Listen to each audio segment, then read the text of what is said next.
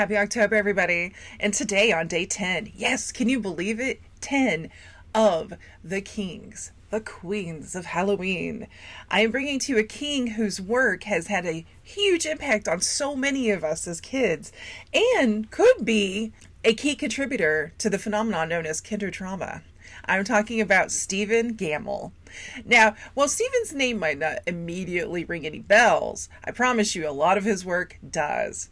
This man has been a freelance commercial illustrator as well as visual artist since at least the early 70s and has gone on and done so many things. He's one of those guys where if you look at even just a fragment of his CV or resume, he's been a very active artist. But the reason he's on this list is the reason that so many of us to this day have some of his most insane, surreal, and eerie work tattooed on the interior of our brains because he illustrated Alvin Schwartz's Scary Stories to Tell in the Dark. Scary Stories to Tell in the Dark. The stories themselves are great and iconic, part of, for me at least, very much rooted in that tradition of being a little kid and you're getting that animal sense of like an outside world, and there's an outside world you really don't understand, and some of it's kind of scary, and sometimes some of it's scary in ways you don't really want to court. But some of it is a little more shadowy and a little more fantastical, where your imagination can kind of play and in a way that makes you feel alive. I mean, being scared doesn't necessarily, there's different types of scares and fears, and Scary Stories to Tell in the Dark, to me, it's almost as equal to when you get to trick or treat by yourself and it's a dark night and you're in a neighborhood that's kind of familiar, but everything seems really alien to you, and you're excited, you're a little afraid, but you kind of like being afraid. That's what that book is, I think, for children. And so much of that, in addition to the great writing, is Stephen's work, his illustrations. And I can't think of anybody else, and I've obviously, I'm a huge fan of the macabre the macabre arts, but Stephen's work for this book is surreal. It is unbounded and so striking and terrifying, even as an adult. Some of it I'm like, God, like this is intense, but I love that, especially because this kind of goes back to the R.L. Stine kind of comments I made in a previous episode, is his illustration and this book in general.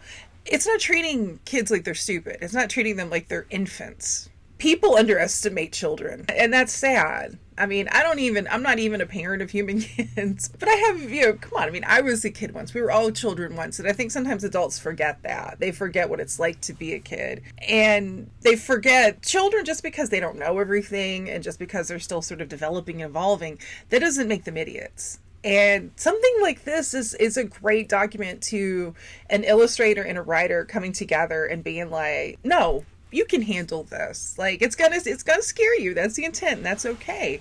I think one of the things I really, really appreciate so much, especially now as an adult, looking at Stephen's illustrations for Scary Stories to Tell in the Dark, is the black and white. There's always like a white space surrounding it, is deceptively makes things look a little more simple. But to me, it's also the equivalent of sort of hazing the edges around the ghoulish imagery, which I actually think makes it seem even more kind of unsettling. To this date, I can't think of anybody else quite like him. The cool thing about doing this video is it made me seek out, be like, yeah, what has he been up to?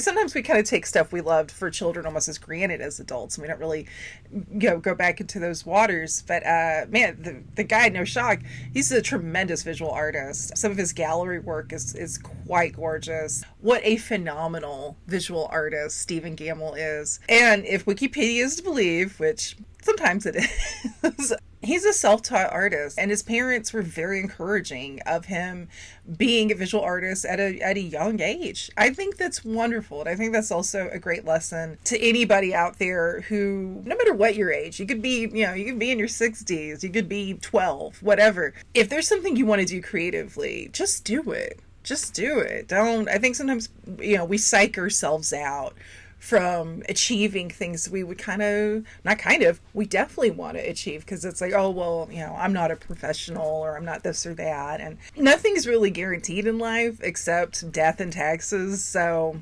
what's stopping you? This man's self-taught. Stephen Gammell's self-taught. Stephen Gammell, thank you for your absolute indelible mark on so many of our childhoods and nightmares. And you, sir, are today's King of Halloween. In the meantime, everybody, stay spooky.